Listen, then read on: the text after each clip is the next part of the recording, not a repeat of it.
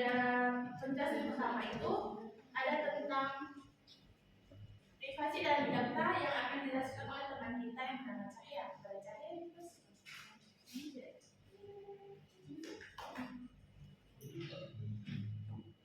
Kita masuk ke materi yang pertama, adalah privasi dalam data. Teman-teman ada yang tahu nggak privasi itu apa?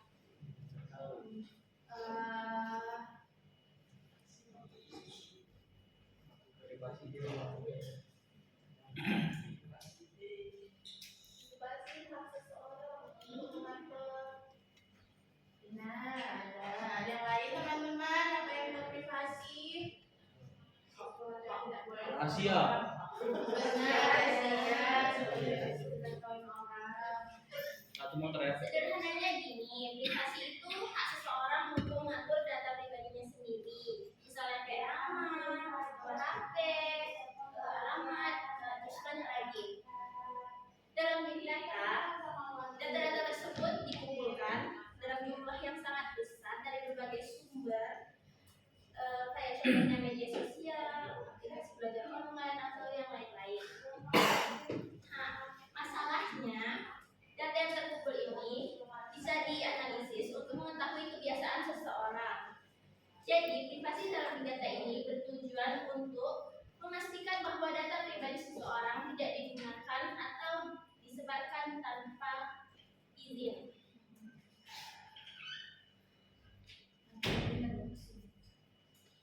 Selanjutnya, setelah kita memahami apa yang dimaksud dengan privasi dalam data, sekarang kita bakalan ngebahas mengapa privasi menjadi masalah besar. Mengapa privasi dalam data menjadi masalah besar? Yang pertama itu skala mansif. Skala mansif itu data dikumpulkan secara terus-menerus dari berbagai sumber tanpa sepengetahuan eksplisit individu. Kan setiap harinya itu kita bisa loh ngasilin data tanpa kita sadari, kayak contohnya harus kita posting foto, nge-like video orang, atau postingan orang, misal makanan online. Nah, semuanya itu bisa ngasilin data karena jumlahnya yang sangat besar dan terus bertambah setiap detiknya. Pengelolaan dan pengamanannya itu jadi makin sulit. Yang kedua itu ada kapasitas analitika data. Teknik machine learning dan AI dapat mengidentifikasi pola, memprediksi perilaku, dan bahkan reidentifikasi data yang telah dianalisa. Data yang sudah dikumpulkan kemudian dianalisis menggunakan AI, machine learning, dan data tersebut kita bisa mempelajari kebiasaan seseorang. Contohnya kayak dari riwayat pencarian belajar online-nya itu kita bisa tahu dia tuh sering belanja apa, terus kita bisa juga tahu dari alamat dia, dari data alamat dia sering kemana.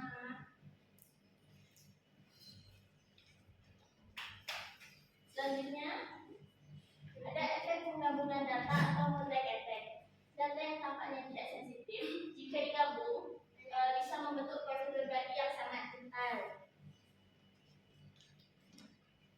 Kalau misalnya satu data aja itu mungkin nggak bakalan kenapa-kenapa ya, tapi kalau misalnya digabung itu bakalan kita bisa mengetahui identitas atau kebiasaan seseorang itu dengan sangat akurat. Contohnya kayak data lokasi dia memilih di mana, terus riwayat belanja dia, terus media sosial dia sering post apa, itu kita bisa tahu aja kebiasaan dia apa aja. Selanjutnya itu ketidakseimbangan kekuasaan. Individu tidak memiliki kontrol atau bahkan pengetahuan tentang bagaimana data mereka digunakan oleh korporasi atau pemerintahan. Misalnya kayak kita install aplikasi yang sering tuh ada izin akses lokasi, akses kamera atau kontak tuh yang bahkan kita nggak tahu apa sih gunanya gitu.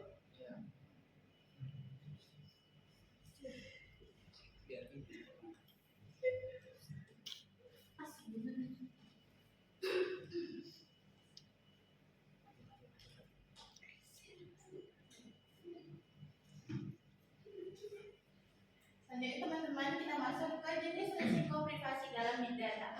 Sebelum masuk ke jenis-jenisnya ada yang tahu nggak apa itu resiko dalam big data, teman-teman? Aduh.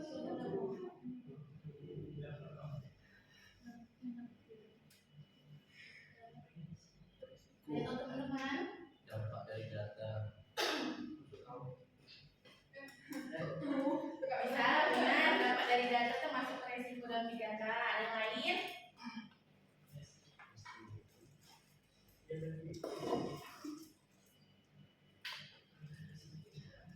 Oke teman-teman, resiko dalam big data itu adalah potensi terjadinya kerugian, pelanggaran atau dampak negatif terhadap hak privasi seseorang yang timbul dari proses pengumpulan, penyimpanan, analisis, dan juga penyebaran data pribadi dalam skala besar.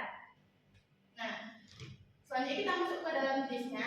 Yang pertama itu ada jenis identifikasi ulang atau re-identification. Pada jenis ini, mengidentifikasi individu dari data yang telah dianonimkan. Nah, di sini ada contohnya pada Netflix Price pada tahun 2009. Netflix Price itu pernah membagikan data rating film sebanyak 5.300 lebih menggunakan akun pengguna yang sudah dianonimkan atau sebagiannya bahkan sudah dihapus. Tetapi beberapa peneliti itu berhasil mencocokkan data tersebut dengan informasi lainnya yang tersedia di internet, sehingga identitas beberapa pengguna itu dapat diketahui kembali, padahal beberapa pengguna itu sudah dihapus atau dianonimkan. Artinya, walaupun nama sudah dihapus atau bahkan dianonimkan, seseorang itu masih bisa dikenali dari pola datanya, teman-teman. Selanjutnya ada jenis profilisasi dan diskriminasi. Nah, pada contoh ini kita bisa di sini profilisasi dan diskriminasi itu adalah pengambilan keputusan otomatis berdasarkan profil data yang dipilih. Nah, pada contohnya itu kita ambil pada sistem peminjaman online. Sistem itu akan membuat profil pengguna berdasarkan umur, pekerjaan, lokasi, dan juga riwayat transaksi. Nah, kalau sistem menganggap seseorang ini beresiko tinggi, bisa saja pengajuan pinjamannya itu ditolak meskipun sebenarnya si pengaju ini sebenarnya mampu membayar, teman-teman. Nah, di jenis ketiga itu adalah pelanggaran data atau data breach, yaitu kebocoran data besar-besaran karena target yang menguntungkan bagi peretas. Nah, contohnya kebocoran data itu kebocoran data pelanggan yang menyebabkan nama, nomor telepon, email, bahkan password itu tersebar di internet, teman-teman.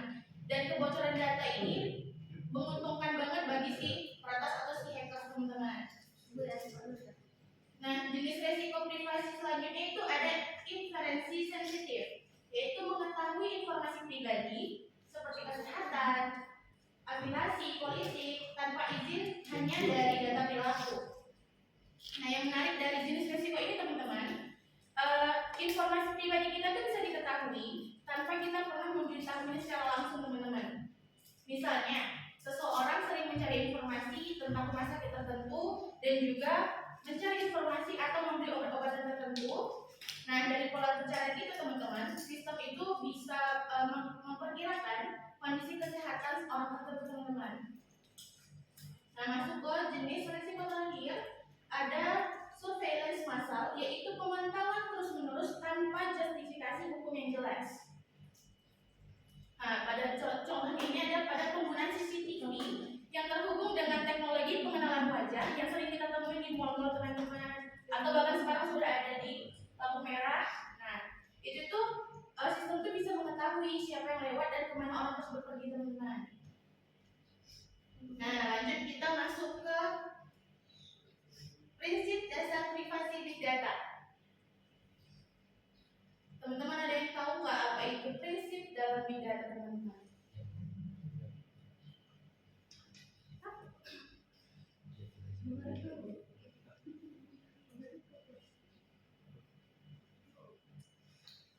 Apa itu privasi, teman-teman, dalam big data?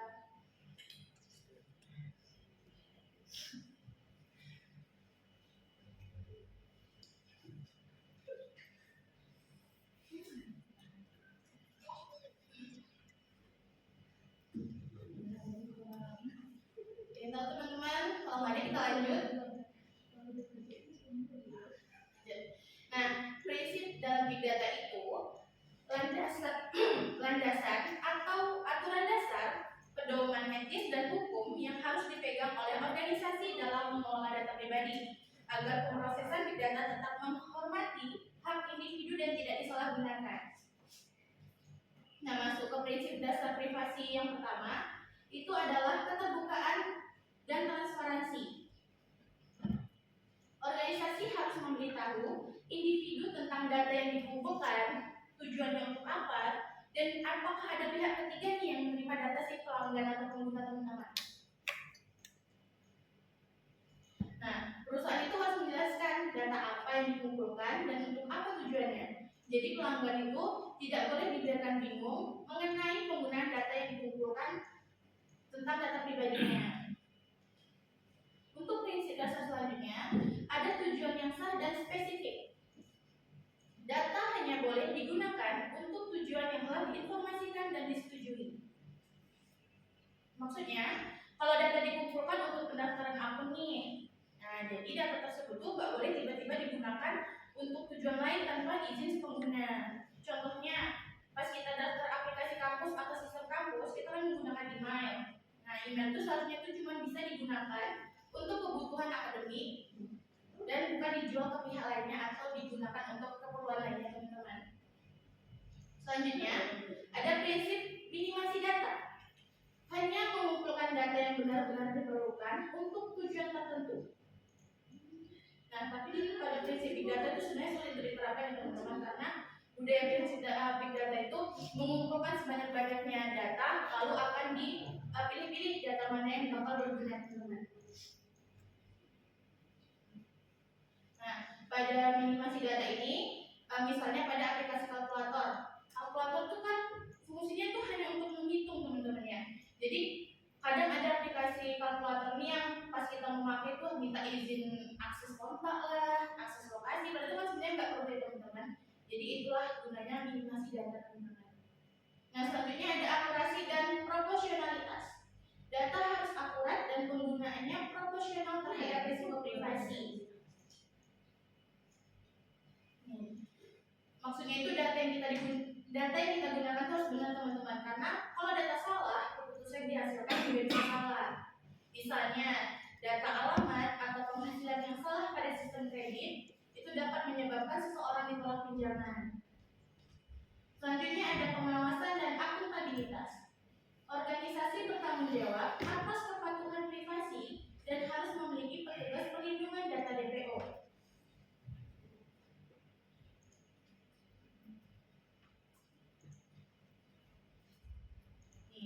Maksudnya, mereka itu nggak boleh hanya mengumpulkan data pengguna, tetapi juga harus memastikan data tersebut aman dan digunakan sesuai aturan. Contohnya, supaya lebih mudah dipahami, misalnya ada sebuah aplikasi kesehatan itu menyimpan data pasien, dan suatu hari terjadi kebocoran data, perusahaan itu tidak bisa bilang kami tidak tahu itu bapak atau itu bukan tanggung jawab dari kami. Nah, mereka harusnya bisa menjelaskan siapa yang mengakses data tersebut, bagaimana data bisa bocor, dan langkah apa yang harus dilakukan untuk mengatasinya. Jadi, kenapa itu penting? Karena data pribadi itu aset yang sangat sensitif. Kalau tidak ada pihak yang bertanggung jawab, maka data pengguna bisa disalahgunakan tanpa ada yang menanggung akibatnya. Nah, untuk teman-teman di sini kan dibilang harus memiliki petugas perlindungan data DPO atau Data Protection Officer. Maka sebenarnya harus di banyak organisasi itu harus punya petugas perlindungan data DPO itu, teman-teman. Selanjutnya ada hak individu. Ini termasuk hak akses, koreksi, penghapusan, dan portabilitas data. Meskipun data kita disimpan oleh suatu aplikasi atau organisasi, kita tetap memiliki hak untuk mengatur data tersebut. Nah, contohnya hak akses. Kita tuh berhak mengetahui data apa saja yang dimiliki perusahaan tentang diri kita. Contohnya, kita bisa meminta perusahaan untuk menunjukkan data apa yang mereka simpan tentang data kita. Nah, untuk hak koreksi, itu kalau ada data yang salah, kita berhak meminta perbaikan. Misalnya kita typo atau salah input tentang tanggal lahir atau alamat kita. Jadi kita tuh bisa mengoreksi atau memperbaiki. Nah, untuk hak penghapusan, kita berhak meminta data kita dihapus ketika kita menghapus akun media sosial. Contohnya, kita tuh bisa meminta agar data pribadi kita juga ikut dihapus dari sistem. Nah, yang terakhir itu hak portabilitas data. Kita tuh berhak memindahkan data kita ke layanan lainnya. Contohnya, Misal data kontak atau file yang tersimpan di suatu platform dapat diunduh dan dipindahkan ke platform lainnya. Untuk pembahasan selanjutnya akan dibahas oleh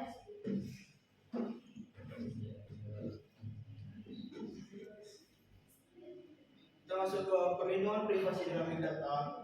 Ada yang tahu perlindungan privasi dalam big data itu? Perlindungan privasi dalam big data adalah serangkaian upaya sistematis untuk mencegah pelanggaran terhadap kerahasiaan, integritas, dan ketersediaan data pribadi yang diproses dalam skala besar. Tujuannya bukan hanya menghindari kebocoran saja, tetapi juga memastikan bahwa analisis dan pemanfaatan big data tetap menghormati hak individu. Karena sifat big data yang sangat masif dan kompleks, perlindungan tidak bisa mengandalkan satu metode saja, melainkan perlu pendekatan berlapis, yaitu defense in deep, yang menggabungkan teknologi, kebijakan, dan kesadaran sumber daya manusia. Selanjutnya, perlindungan privasi dalam big data yang perlindungan teknisnya. Yang pertama itu ada anonim dan pseudonym. Apa itu anonim dan pseudonym? Anonim dan pseudonym adalah menghilangkan atau mengganti pengenal langsung, misalnya nama, nick, nomor telepon dengan kode acak. Yang kedua itu diferensial privasi adalah penampakan noise statistik hingga hasil analisis tidak dapat diidentifikasi individu. Yang ketiga itu adalah kriptografi, enkripsi end-to-end, dan homomorphic encryption, memproses data dalam keadaan terenkripsi. Yang keempat itu audit track dan akses kontrol, mencatat siapa yang mengakses data dan membatasi hak akses berdasarkan peran. Kita masuk ke perlindungan non teknis. Yang pertama itu ada privacy impact assessment. Itu adalah evaluasi risiko privasi sebelum proyek big data dimulai. Yang kedua ada kebijakan data dan pelatihan, membuat aturan internal dan melatih karyawan tentang privasi. Yang ketiga itu adalah privacy by design. Itu adalah privasi bahwa privasi harus diintegrasikan sejak tahap desain sistem, bukan sebagai tambahan setelah jadi.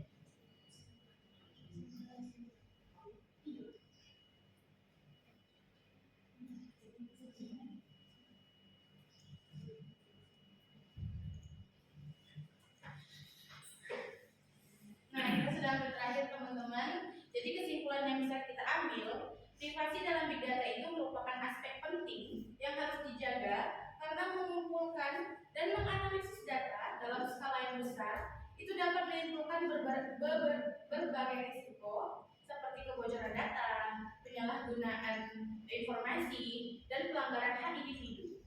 Oleh karena itu, diperlukan penerapan prinsip privasi, perlindungan teknis, serta kebijakan yang tepat agar manfaat big data dapat dimaksimalkan tanpa mengorbankan keamanan dan privasi pengguna. Nah, di penghujung penampilan kami teman-teman, kami hampir lupa. Ada yang menjawab tadi? Boleh angkat tangan teman-teman. Azara, Ezer, Arif, lagi. Berarti cuma bertiga ya teman-teman? Iya.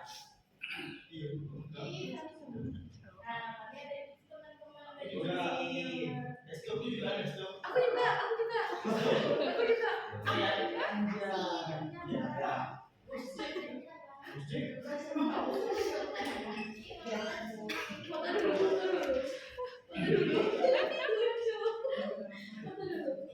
Nah, untuk teman-teman yang sudah menjawab dan mendengarkan, terima kasih teman-teman. Selanjutnya kita masuk kepada sesi quiz atau gap quiz tentang materi yang sudah kami jelaskan tadi teman-teman.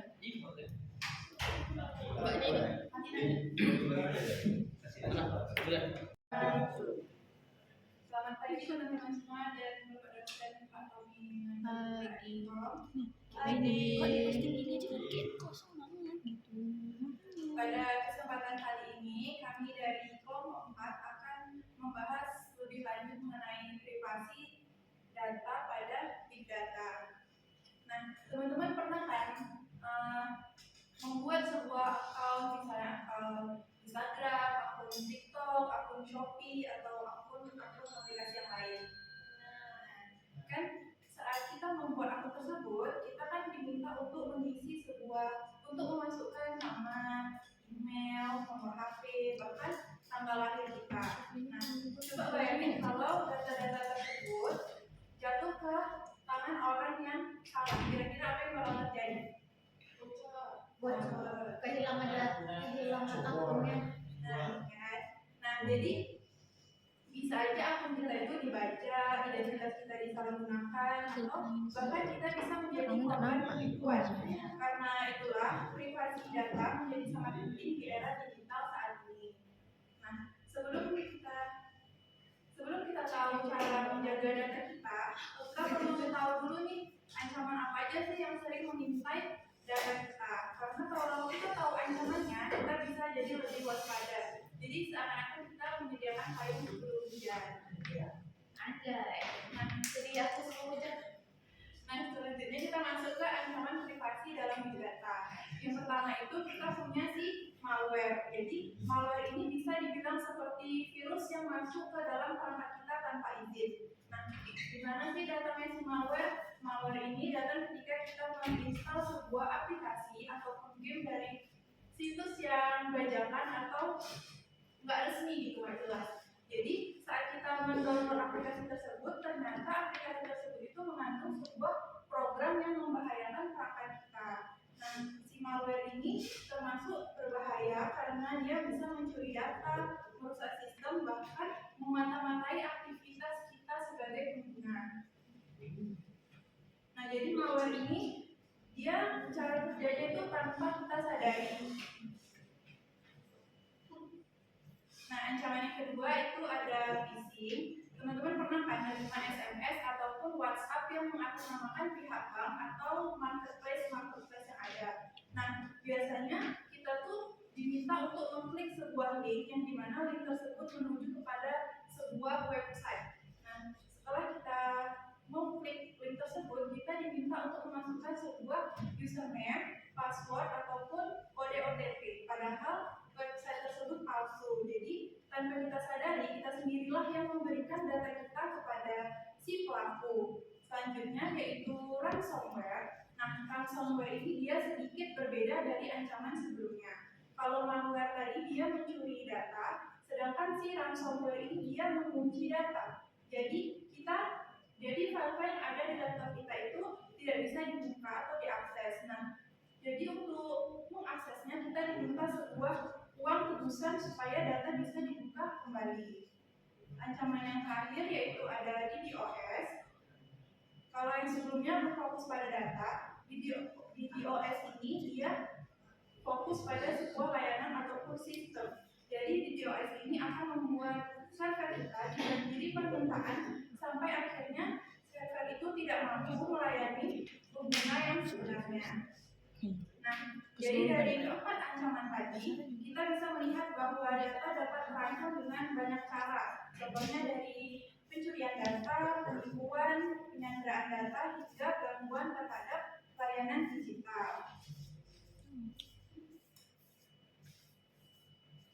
Setelah mengetahui ancamannya, sekarang kita akan membahas mengenai bagaimana sih sebenarnya perjalanan sebuah data dari awal dibuat sampai akhirnya dihapus. Nah, proses ini tuh disebut sebagai siklus hidup privasi data. Tahap pertama itu kita punya pembuatan data. Teman-teman pasti pernah kan isi formulir online atau membuat akun media sosial. Nah, setiap informasi yang kita masukkan ke dalam form tersebut itu akan menjadi sebuah data baru. Jadi sebenarnya setiap aktivitas digital kita itu menghasilkan sebuah data. Nah, setelah data dikumpulkan, data tersebut akan disimpan. Contohnya nih, kalau kita menyimpan uang sembarangan aja di tepi jalan pasti bakal berbahaya kan? Nah, begitupun dengan si data ini. Jadi banyak perusahaan-perusahaan yang menggunakan sistem keamanan seperti password dan juga enkripsi untuk melindungi data perusahaannya. Setelah data disimpan, data akan kita gunakan. Nah, misalnya toko online ingin mengetahui produk apa sih yang paling diminati oleh konsumennya. Nah, data tersebut itu didapat dari dari data yang telah kita kumpulkan sebelumnya. Jadi data ini membantu sebuah organisasi dalam mengambil keputusan yang lebih tepat. Setelah beberapa waktu, seiring berjalannya waktu, ada data yang sudah jarang kita gunakan ini. Nah, tetapi data itu belum boleh dibuang. Jadi pada akhirnya data tersebut akan kita masukkan ke dalam arsip. Nah, tahap terakhir yaitu penghapusan data. Jika data sudah tidak memiliki kegunaan lagi, maka data harus dihapus dengan cara yang aman. Tujuannya itu supaya tidak memenuhi penyimpanan dan tidak disalahgunakan oleh orang yang tidak bertanggung jawab. Nah teman-teman, itu tadi penjelasan mengenai ancaman privasi data dan juga siklus hidup privasi data.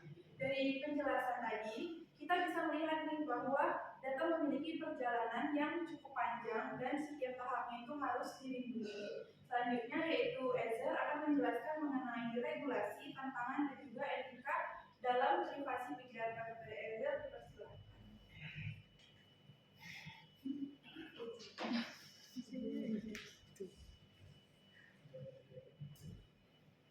Selanjutnya regulasi privasi data. Regulasi privasi data ini telah digunakan di tingkat global maupun juga lokal. Itu ada beberapa di antaranya. Yang pertama ada General Data Protection Regulation atau singkat dengan GDPR. Itu berlaku di Eropa.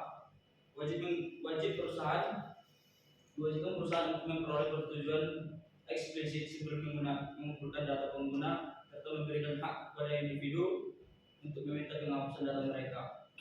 Yang di sini maksudnya pada GDPR ini setiap perusahaan harus memberikan persetujuan eksplisit sebelum mengumpulkan data pengguna. Jadi si perusahaan itu harus meminta persetujuan dulu sebelum mengumpulkan data pengguna agar pengguna juga tahu data yang dikumpulkan oleh perusahaan, serta perusahaan harus memberikan akses untuk pengguna agar dapat meminta penghapusan data apabila datanya ada salah ataupun diedit. Yang kedua ada CCPA atau California Consumer Privacy Act. Ini berlaku di California, yaitu memberikan hak kepada konsumen untuk mengetahui data apa yang dikumpulkan, meminta penghapusan, dan juga menolak penjualan data mereka. Nah, di sini konsumen diberikan hak akses data apa yang harus dikumpulkan oleh perusahaan, serta sama juga dengan GDPR tadi, pengguna diberikan hak akses untuk penghapusan data, serta di sini pengguna dapat menolak apabila datanya disalahgunakan dan juga dijual dan dibelikan. Tentunya ada pedoman etika AI oleh Komisi Eropa mendekatkan pada keadilan, transparansi, dan juga keandalan dalam pengembangan sistem kecerdasan buatan. Di Indonesia, regulasi terkait perlindungan data juga mulai diperkuat melalui Undang-Undang Perlindungan Data Pribadi atau Undang-Undang PDP yang disahkan pada tahun 2022 untuk mengatur hak subjek data, kewajiban pengendalian data, serta sanksi administratif maupun pidana bagi pelanggar. Nah, jadi di Indonesia itu juga sudah ada perlindungan undang-undang data pribadi yang diterbitkan pada tahun 2022. Jadi untuk orang yang melanggar akan diberikan sanksi. Selanjutnya ada tantangan privasi dalam big data. Tantangan privasi dalam big data ini ada beberapa kasus. Yang pertama, ledakan volume data. Setiap detik jutaan data baru dihasilkan dari transaksi online, media sosial hingga perangkat IoT mengelola data dalam skala besar menjadi tantangan tersendiri. Kedua, ada keamanan data yang lemah. Kasus bocoran data semakin sering terjadi merugikan individu dan organisasi tanpa sistem keamanan yang ketat. Data sensitif bisa jatuh ke tangan yang salah.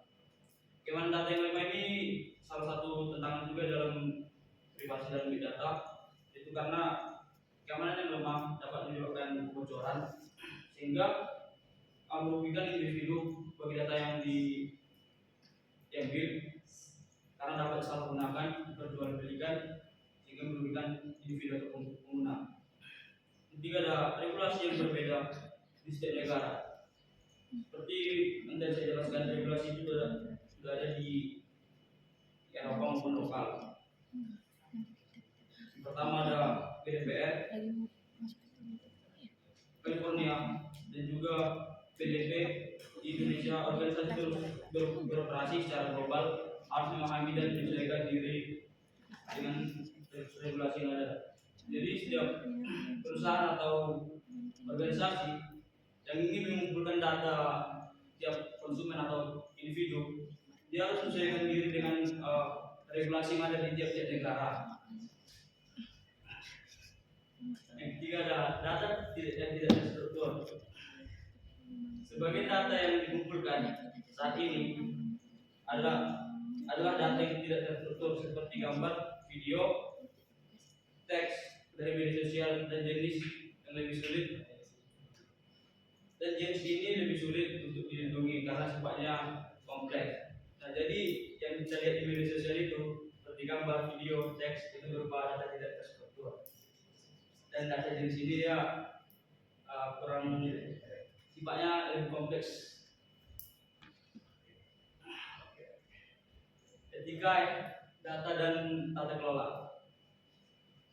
Ketiga, data merujuk pada seperangkat prinsip moral, pedoman dan politik yang mengatur cara data dikumpulkan, diproses, dianalisis, dan digunakan. Tujuan memastikan bahwa data tidak dipakai dengan cara yang melanggar privasi. Berikut ada beberapa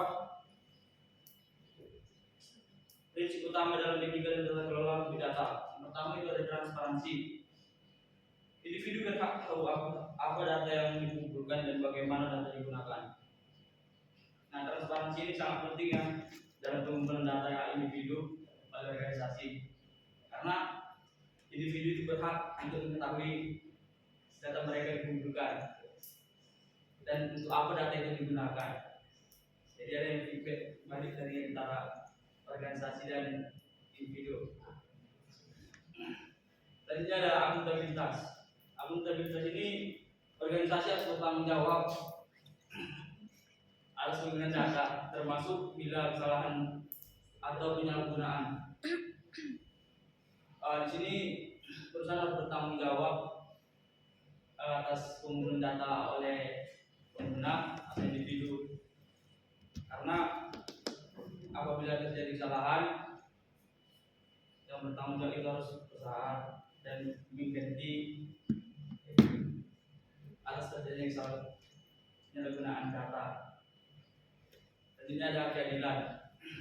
Data tidak boleh digunakan untuk mendiskriminasi berdasarkan ras, gender, usia, agama, atau faktor pribadi lainnya. Selanjutnya ada privasi. Privasi, informasi pribadi harus dijaga kerahasiaannya dan hanya digunakan untuk kepentingan besar.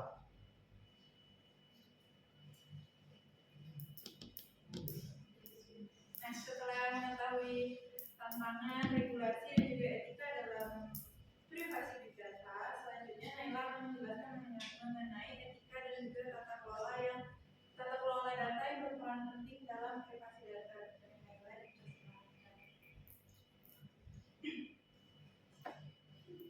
Kenapa sih etika big data itu penting? Ada beberapa alasan mendasar, yaitu yang pertama, mencegah penyalahgunaan data. Tanpa etika, data dapat digunakan untuk tujuan manipulatif, seperti penyebaran propaganda politik atau eksploitasi konsumen. Yang kedua, itu ada mengurangi resiko diskriminasi. Algoritma yang dilatih dengan data bias bisa memperkuat stereotip atau ketidakadilan sosial. Misalnya, sistem rekrutmen otomatis yang lebih memilih kandidat pria daripada wanita karena pola bias dalam data historis. Yang ketiga, itu ada melindungi privasi individu. Di era digital, bocoran data pribadi dapat menimbulkan dampak besar, mulai dari pencurian identitas, penipuan finansial, hingga pengurusan digital. Yang keempat, itu ada meningkatkan kepercayaan publik. Organisasi yang menerapkan praktik etis dalam mengelola data akan lebih